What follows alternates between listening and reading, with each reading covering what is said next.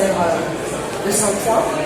Alors je suis chef à domicile, consultante culinaire, auteur culinaire, dans le principe cuisine. Il y a 3 ans encore, j'étais ingénieure commerciale, mais j'ai toujours cuisiné, j'ai toujours aimé cuisiner. Et j'ai basculé de l'autre côté.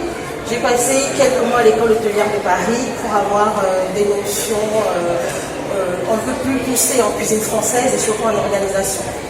Donc aujourd'hui, ce que je vous propose, ce sont des madeleines de manioc. Pourquoi des madeleines de manioc? Alors le but de ma structure qui est Envolée Gourmande, c'est de mettre vraiment en avant les trésors de l'Afrique et ceux du Cameroun en particulier. Il y en a beaucoup qui sont méconnus. Donc aujourd'hui, je vais mettre en avant 2 particulièrement qui sont donc, le manioc et le poivre de Benja du Cameroun, qui est la première indication géographique protégée d'Afrique noire. Alors, qui connaît le manioc parmi vous? Manioc.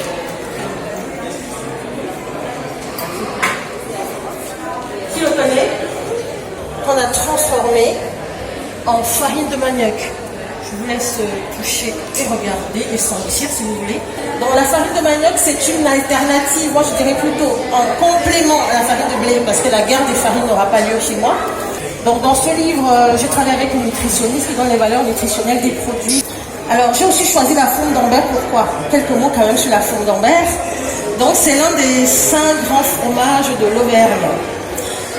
Moi, je suis en France depuis 20 ans. De par ma vie privée, je suis mariée à un Français dont la famille vient d'Auvergne. Et c'est que le coup de foudre, pas seulement pour la personne, mais aussi, pour les fromages. La sardine, pourquoi? Parce qu'on mange beaucoup de sardines. J'adore la sardine. J'espère que vous aussi. Je peux ajouter un peu de sel, comme je peux ne rien mettre comme sel, parce que la fourme d'Ambert, c'est quand même un fromage de caractère qui est assez salé déjà. Donc là, je vais mettre. Pourquoi j'en ai au moins 2 là? Non, je casse les œufs. Séparer le blanc et le jaune. Les coquilles. Séparer le blanc et le jaune aussi. Non, je ne sais pas les blancs des jaunes. Il y a des coquilles, c'est sûr. Il y a un œuf qui n'est pas très frais. Exactement. Voilà, donc pour éviter les coquilles dans mon saladier définitif que je vais utiliser, si jamais un œuf n'est pas frais, ne pas le mélanger avec le reste. Donc je casse d'abord ici, je vérifie bien qu'il n'y a pas de coquille, que l'œuf est frais et je verse dans mon grand saladier. Là, je vais nettoyer et me laver les mains parce que la coquille peut avoir de la salmonelle. Donc, quand on finit de travailler les œufs, on se lave les mains, on nettoie et on continue. Voilà, j'ai pris un peu, on n'a pas besoin de lever la... On va faire la dent cuisinée, c'est bien. Voilà. J'ajoute ça, j'ajoute ça. Alors dans cette farine, j'avais déjà mis de la levure. On va mettre un peu d'huile. On va mettre là, on va pas tout mettre. Voilà. Et qu'est-ce qu'on fait pour avoir une bosse quand on fait des madeleines? Après avoir fait la pâte, vous mettez la madeleine au frais, à peu près 30 à 40 minutes au réfrigérateur, une dizaine de minutes au congélateur. Et après, vous faites ce que monsieur dit.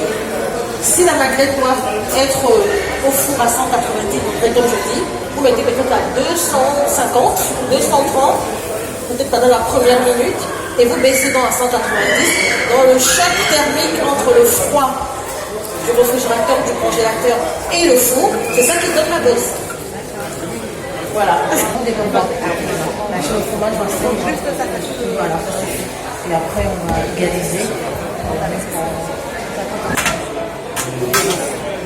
Très bien. Merci. Voilà,